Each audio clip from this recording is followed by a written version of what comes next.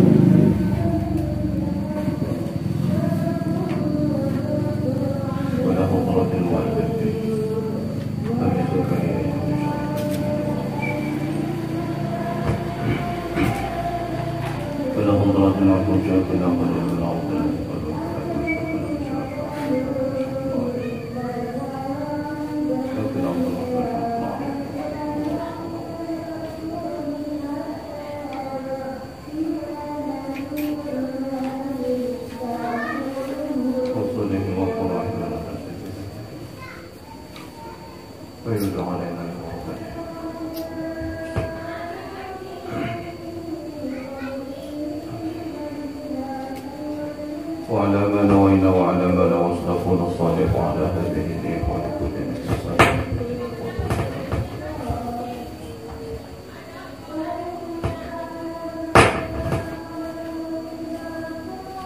الفاتحة. أعوذ بالله من الشيطان الرجيم. بسم الله الرحمن الرحيم. الحمد لله رب العالمين الرحمن الرحيم مالك يوم الدين. إياك نعبد وإياك نستعين اهدنا الصراط المستقيم صراط الذين أنعمت عليهم غير المغضوب عليهم ولا الضالين.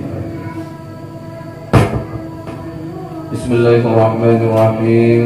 الحمد لله رب العالمين وبه نستعين على أمور الدنيا والدين والصلاة والسلام على أشرف الأنبياء والمرسلين سيدنا محمد صلى الله عليه وسلم وعلى آله وصحبه أجمعين. سبحانك لا علم لنا إلا ما علمتنا إنك أنت العليم الحكيم. رب اشرح لي صدري ويسر لي أمري واحلل عقدة من لساني يفقهوا قولي. اللهم ارزقنا فهم النبيين وحفظ المرسلين وفهم الملائكة المقربين. اللهم إنا نستودعك جميعا ما حفظناه وما نحفظه من العلوم والمعارف حتى ترده علينا في وقت في أجله. لا حول ولا قوة إلا بالله العلي العظيم. قال المصنف الشيخ الإمام أبي زكريا يحيى بن شرف الدين النووي الشافعي رحمه الله تعالى ونفعنا بعلومه وبأسراره وخصوصيته في الدارين آمين. بسم الله الرحمن الرحيم. وقد صح عن الإمام الشافعي رحمه الله تعالى أنه قال: وددت أن الخلق تعلموا هذا العلم يعني علمه وكتبه على ألا ينسب إلي حرف منه. Kita melanjutkan pembahasan sebelumnya tentang ungkapan Sayyidina Ali bahwa akan tiba masanya kelak, kata Sayyidina Ali, suatu kaum yang mana kaum itu berilmu tapi ilmunya tidak bermanfaat. Artinya tidak bermanfaat di sini yukhalifu amaluhum ilmahum, yang antara amal dan perbuatannya tidak beriringan, tidak sinkron, dan antara batin dan zahirnya juga berbeda. Yang mana pada intinya, kata Sayyidina Ali, mereka akan ada timbul halakoh-halakoh, majlis-majlis ilmu yang antara majlis itu saling menyalahi, saling membantah, saling menyalahkan. Apalagi kalau sudah satu pengikutnya pindah ke halakoh yang lainnya.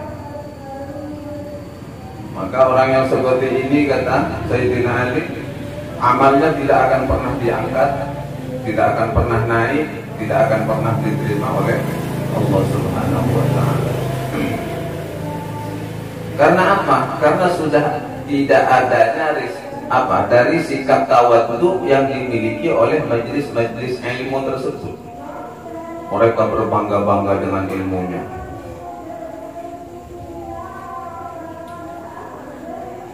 Wa qad shahha 'anil Imam Syafi'i, dan sungguh telah sahih, artinya telah benar, 'anil Imam Syafi'i, dari Imam Asy-Syafi'i rahimahullahu taala, annahu, sesungguhnya Imam Syafi'i qala telah berkata,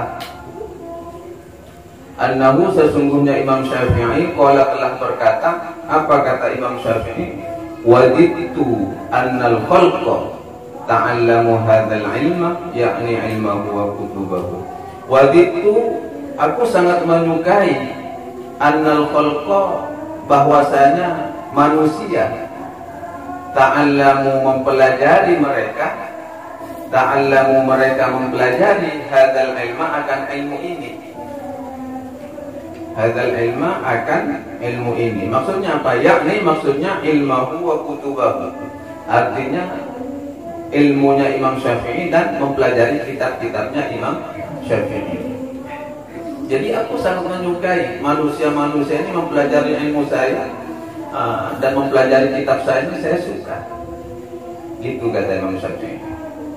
Maksudnya kan begitu, ilmahu wa kutubahu. Jadi mengambil pendapat-pendapatnya Imam Syafi'i dan membaca kitab-kitab karangan Imam Syafi'i.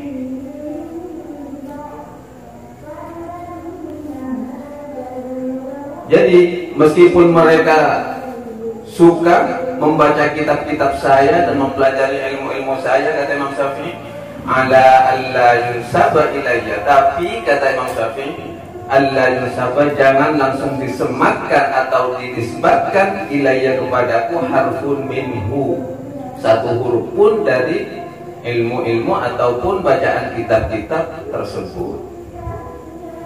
Allah yunsaba, jangan langsung dinisbatkan kepada saya. Bisa dimaknai sebuah maksud dari ungkapan Imam Syafi'i ini adalah sikap bentuk ketawadhuan beliau. Sudahlah, itu kan, kalaupun kebenaran itu adalah kebenaran mutlak yang datang dari Allah, bukan karena pendapat saya. Itu maksudnya Imam Syafi'i. Kalaupun ada yang salah dari pendapat saya, ya tolong dibenahi. Maksudnya begitu.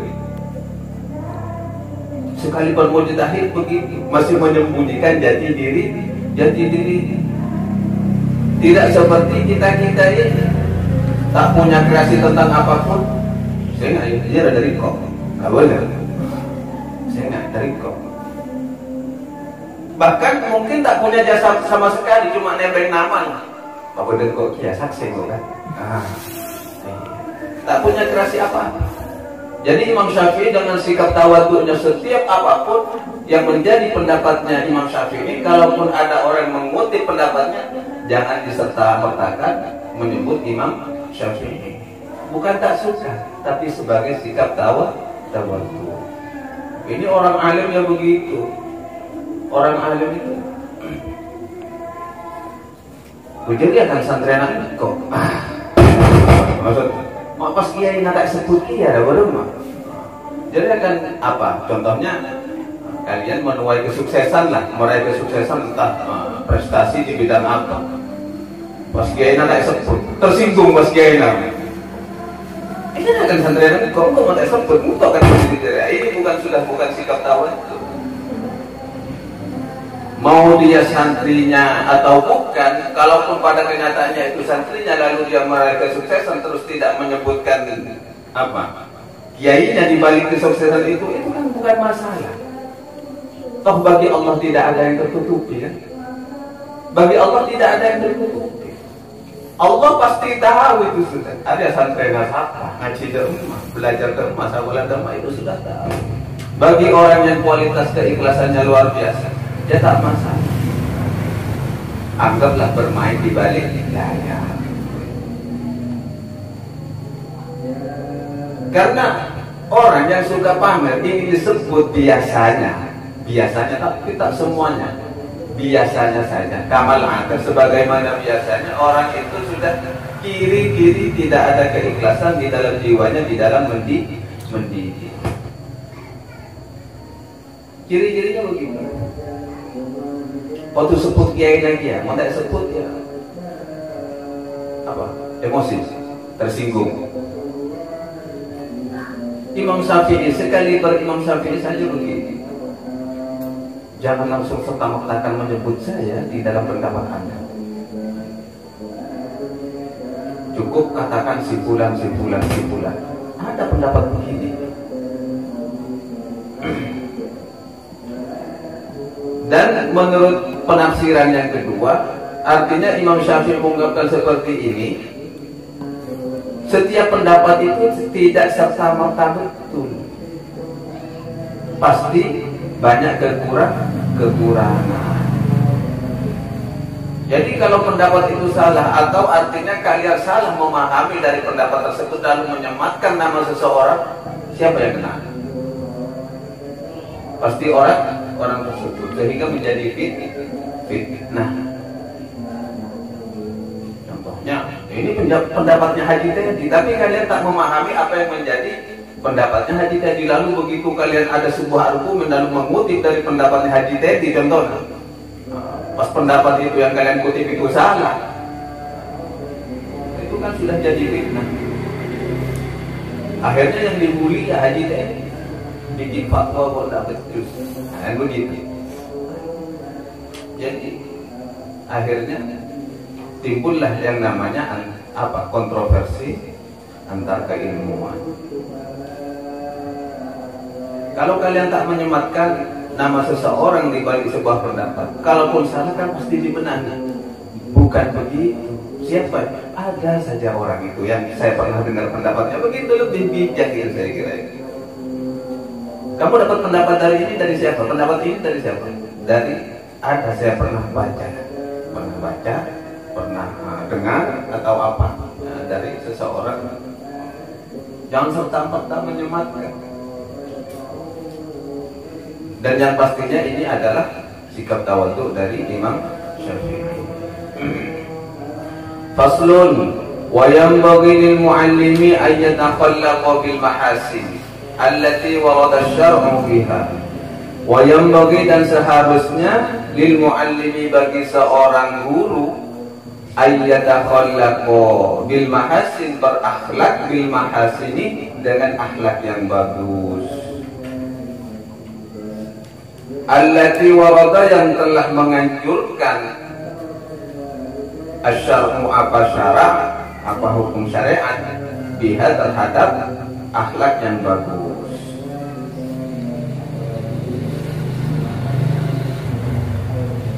Jadi seharusnya bagi seorang muallim itu hendaknya senantiasa berakhlak yang baik, sebagaimana yang telah dianjurkan oleh syariat. Wal khilalil hamidah, dan hendaknya seorang muallim juga memiliki apa? Khilalil hamidah, khisal, perangai, sikap yang terpuji. Al khilalil hamidah, sikap yang terpuji. Wasyiyamil mardiyati, dan perangai yang ikhlas. Terpuji juga perangai yang ikhlas. Memiliki sikap apa? Relaan. Sikap yang relaan, keikhlasan.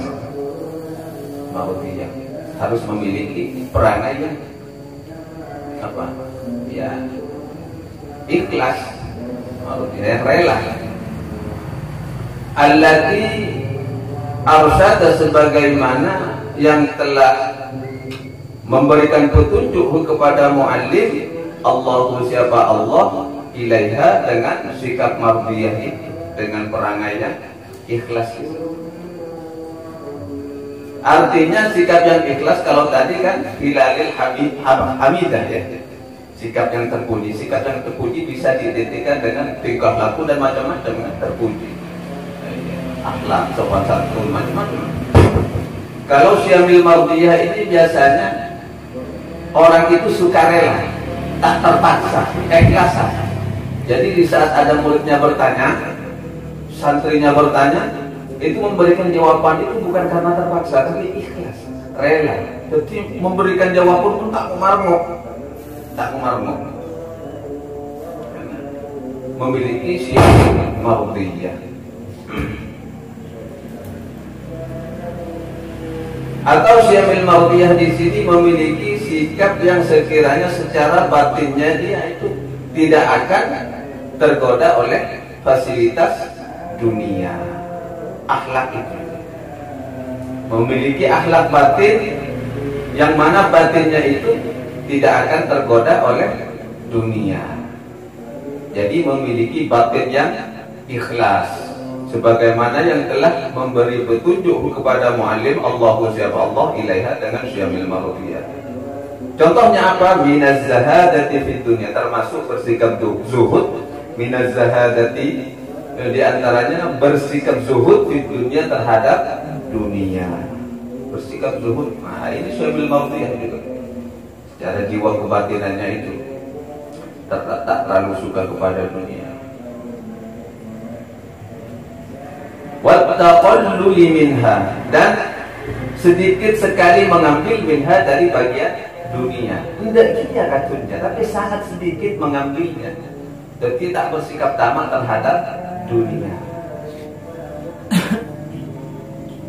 Wa adamil mubalati, dan menghilangkan rasa wa'adami, dan menghilangkan al-mubalati, rasa kepedulian biha terhadap dunia, wa bi ahliha, dan terhadap orang pencinta dunia. Jadi penibas pek ngapek ke orang soki, pek ngapek ke orang soki. Orang soki ini kan termasuk ahli dunia, termasuk orang yang memiliki fasilitas dunia. Orang kaya ini kan termasuk bagian dari dunia. Paham ya? Orang kaya itu termasuk bagian orang yang memiliki fasilitas dunia. Lalu dengan jika tidak ada sikap mardiyah itu di dalam jiwa seorang muallim, lalu dengan keilmuannya dia pas ngapek nempel kepada orang kaya, yang mana tujuannya ingin meraih juga fasilitas dunia. Contohnya mas pada mereka soki, istimewakan, oleh kabisan raja dia, contohnya semua mana. Jadi murid-murid saya tak pakai soki ya. Jadi jiwa seorang guru harus seperti ini. Artinya apa seperti ini? Adamil mubalah, menghilangkan kepedulian terhadap dunia, dan juga tidak menghiraukan orang-orang pencinta dunia.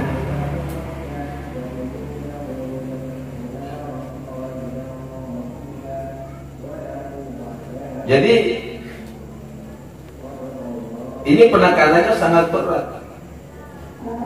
Seorang guru yang harus sangat sedikit mengambil dari keuntungan dunia, sangat berat. Ketimbang yang penyukote, kalau oleh penyukote, guru-guru tanding fasilitas luar biasa ya, harap masuk. Karena memang kondisi, bukan ketaannya zuhud lah, tak. Kondisinya memang seperti itu. Ketandingnya zuhud, tak ingin kepada dunia, ya memang karena kondisinya memang menzuhudkan dirinya.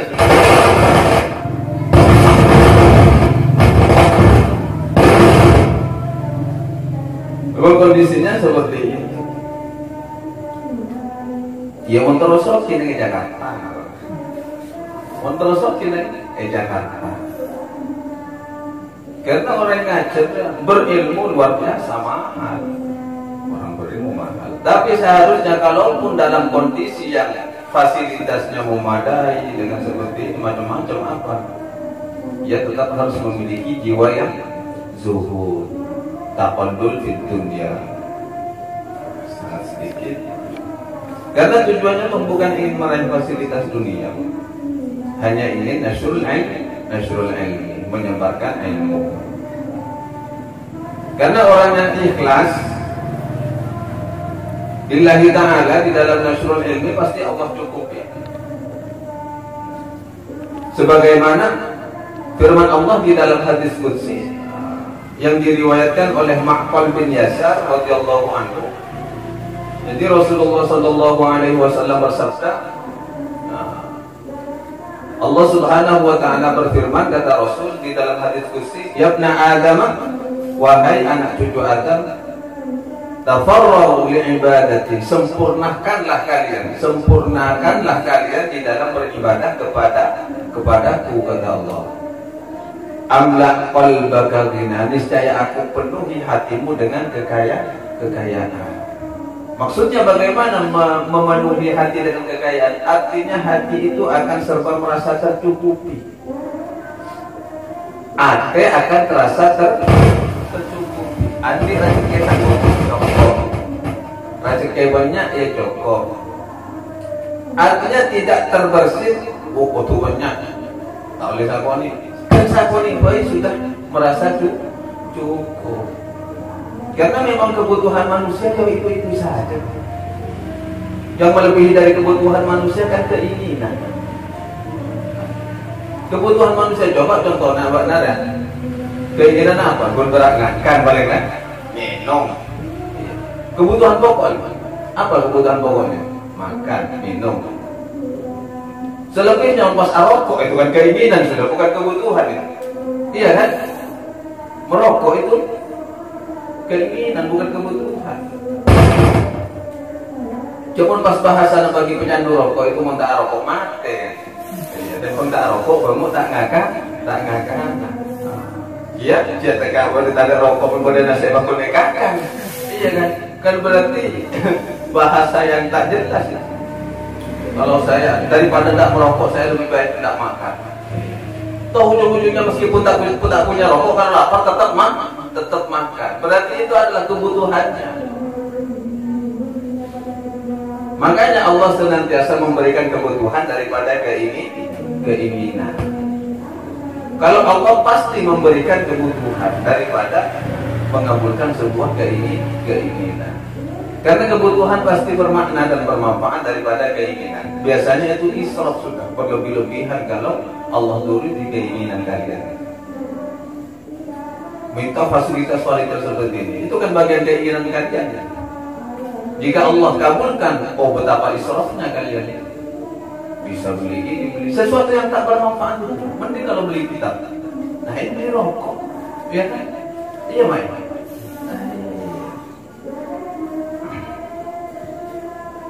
Jadi Allah tidak serta-merta mengabulkan setiap keinginan, tapi Allah pasti mengabulkan setiap kebutuhan. Allah tidak serta-merta mengabulkan setiap keinginan, tapi Allah pasti memberikan yang menjadi kebutuhan. Jadi di saat kalian berdoa kepada Allah, memohon dengan sebuah harapan dan cita-cita, di saat Allah belum mengabulkan, introspeksi diri saja. Ini bagian dari keinginan atau kebutuhan. Jadi Allah lebih tahu. Wallahu ya'lamu wa antum la ta'lamun. Allah lebih mengetahui karena kalian tak pernah tahu tentang rahasia-rahasia di balik semua itu. Pasti ada hikmahnya itu. Pasti ada hikmahnya. Hikmah yang bisa kita petik apa?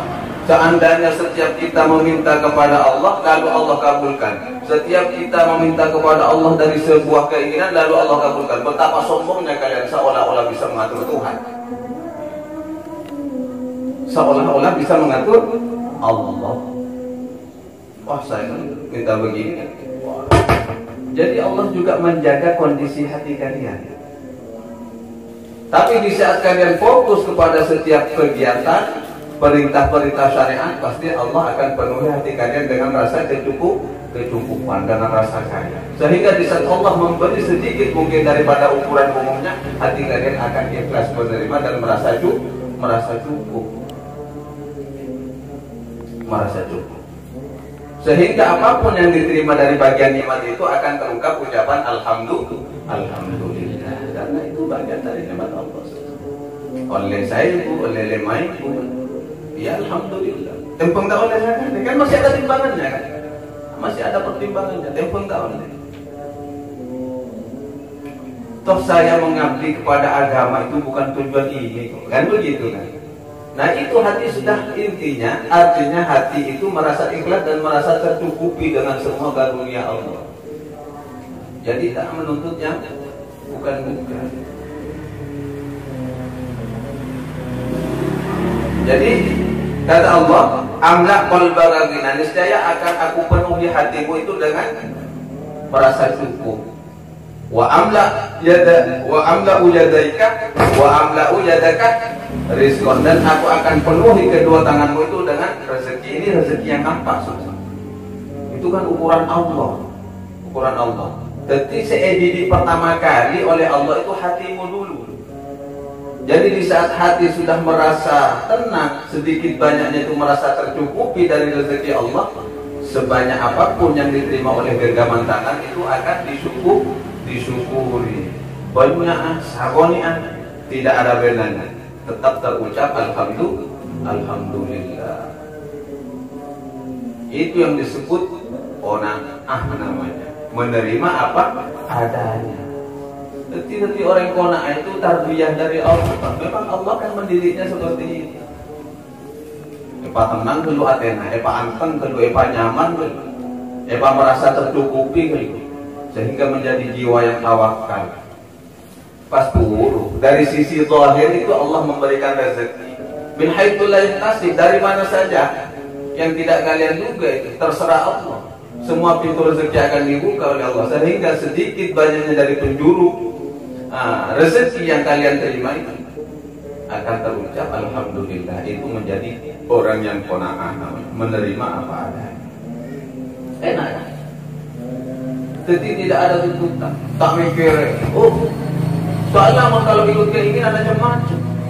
Ini. Akhirnya apa? Rezeki yang ada di tangan yang seharusnya secara pandangan Allah itu cukup untuk kalian membuat sesuatu tidak cukup, sehingga keluar dari konsep kebutuhan kalian menjadi sebuah keinginan. Jadi keselima ibu pas kalau melihat Samsung nama mana 5.000 kan? Itu sudah keluar dari kan, berarti ini keselima ibu terong buat anak ya cukup aja paketan, mungkin kapulsa ya cukup kapulsa baik. HP nak kontik-kontik tak masalah. Nanti pada waktunya Allah akan memberi nikmat-nikmat lebih.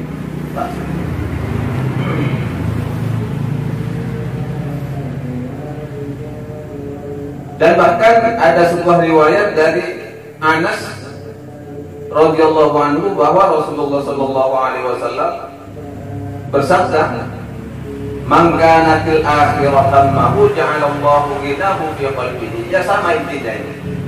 Tadi kan hadis ini cuma hadis Rasulullah.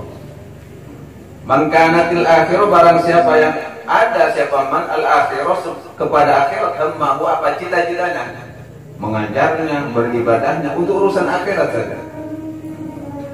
Ja'alallahu ghinahu fi qalbihi, maka Allah akan menjadikan kekayaan yang tersimpan di dalam hatinya. Merasa cukup, merasa cukup. Tak tahu kan di orang lain, pada tetangga beli sepeda motor, tak tahu. Tak nas-panasan. Dia terlalu iya, tapi keinginan itu bukan bagian dari hasud. Terlalu iya cek-cekan. Bagaimana cara mengembalikan keinginan di saat tetangga memiliki nikmat-nikmat lebih daripada yang kita terima?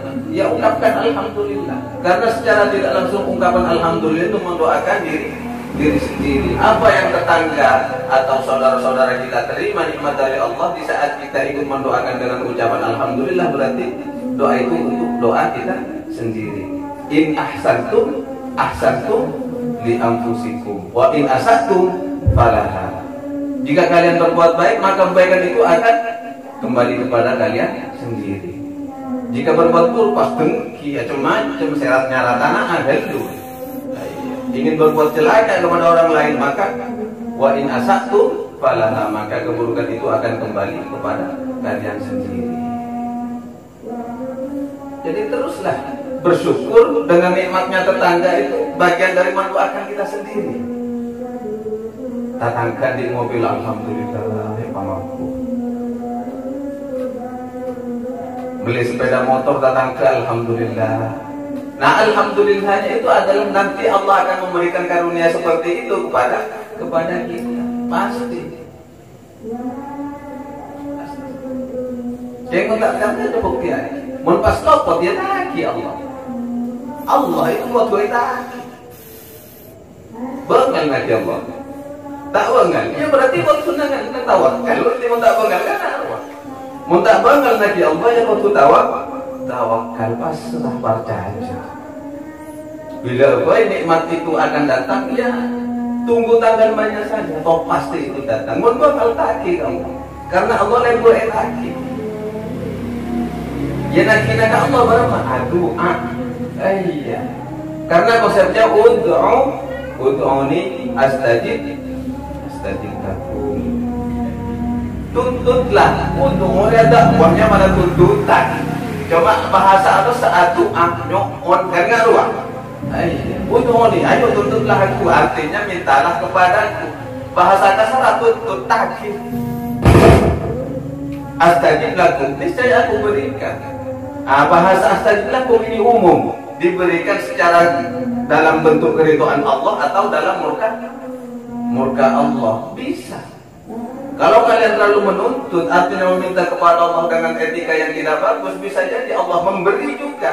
Bahasa istajabah ini, astajib lakum ini bisa juga, tapi disertai nikmat itu bukan datangnya dengan keridhaan Allah, tapi kemurkaan Allah. Tapi kalau meminta kepada Allah diselingi dengan disertai rasa keikhlasan dan tawakal yang kuat, maka rezeki yang nantinya datang kepada kalian ini, nikmat yang datang itu nikmat yang disertai dengan rahmatnya Allah Subhanahu wa Ta'ala.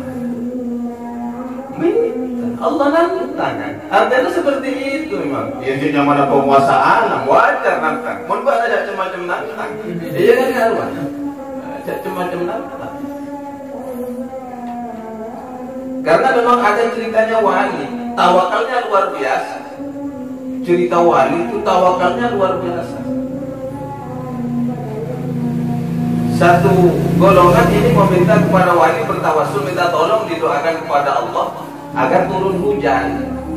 Yang satu golongan lagi, satu kelompok lagi meminta kepada wali ini minta didoakan kepada Allah agar jangan turun hujan dulu. Kan repot, sama-sama datang ke satu wali ini. Kiai, saya minta tolong didoakan kepada Allah agar di daerah kami ini hujan. Karena kan yang butuh hujan pasti minta hujan karena ya mungkin sawahnya apalah, tanamannya kering. Yang satu kelompok lagi minta tolong dulu Kiai, ini doakan kepada Allah agar di daerah kami tak hujan karena mungkin ada acara perkawinan, hajatan apa. Jadi wali ini bingung. Saya kemas saya taruh anak-anak. Saya taruh anak. Lalu wali ini mengambil tanah, debu. Tutiupkan lagi ke atas, ditabur lagi, ditaburkan debu itu. Terserah engkau ya Allah. Terserah engkau. Mau mohon begini takut menuntut, mau mohon itu kita debu itu dilempar ke atas. Terserah engkau ya Allah. Akhirnya apa? Allah memberikan kebijaksanaannya karena semuanya sudah dipasrahkan kepada Allah. Yang di kelompoknya itu hujan, yang di kelompoknya tak hujan. Jadi hujan itu berbagi. Itu sama. Dulu Rasulullah seperti itu juga. Rasulullah seperti itu. Jadi kalau ada pawang hujan itu bukan sesuatu yang baru. Rasulullah juga pernah melakukan seperti itu.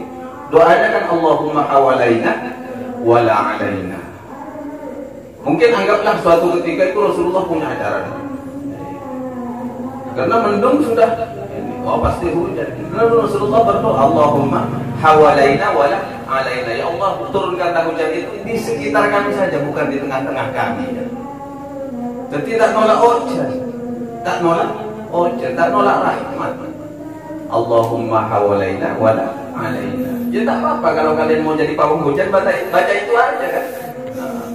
Ditirakati dengan berdirallahi kan, lalu berdoa kepada Allah, Allahumma hawalaina wala alaina. Kan tak apa-apa jadi pawang hujan yang sesuai syariat namanya kan, tak masalah. Itu doanya itu warid, jelas kan. kun sebutan tidak nyaman tukang sarang. Sebutan tidak nyaman. Mun kipas ngalihat kependekaran kanuragan. Ya kan kiki gerak, oh pendekar. Oh tukang panisar, ya kan? Tukang panisar. Masih penting lah ini namanya. Tukang panisar. Mun pas tukang sarang, ada yang sarang. Pas tak ada wibawanya, Mas. Tak wibawa tukang sarang ya. Ya bukan untuk ada bahasa Indonesia masih pawang kan? Masih mending pawang hujan. Mun pas matu pas ada wibawa tukang sarang. Allah. Memang ada amalan-amalan juga untuk kanuragan yang waris dari Rasulullah. Ini sudah bagian ijtihadnya para ulama. Ada dalam hadis kata Rasul, jika kalian membaca 2 ayat dari akhir surat At-Taubah, maka hasilnya begini. Dan kalian akan diselamatkan dari segala macam bentuk bencana, musibah, malapetaka. Jika dibaca istiqomahkan ini habis maghrib sama subuh sekian kali dan bentuk riyadhahnya begini. Bentuk riyadhah ini sudah ijtihad para ulama. Kalau Rasulullah tak ampuh puasa kan? Karena Rasulullah yang mandi. Sama dengan konsep fikih, ada mujtahidnya Imam Syafi'i, Imam Maliki, Imam Hanafi kan? Ahmad bin Hanbal merumus sebuah hukumnya sedemikian rupa. Dari Rasulullah kan seperti itu. Ya ulama kanuragan galur. Ulama kanuragan ya seperti itu juga. Ada hadis kayaknya ya seperti contohnya hawalaina wala alaina, kalau diistiqomahkan mungkin tertitu kan sarang opo. Tak tahu nih rohid kan berminat kan sama sarang. Rohid berminat jadi pawang hujan.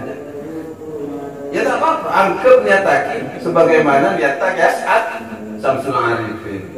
Engkau terotang santri daripada santri Sunan Ampel, pada sastrawan, seniman, dan pada hafizul Quran dan fuqaha tukang sarang.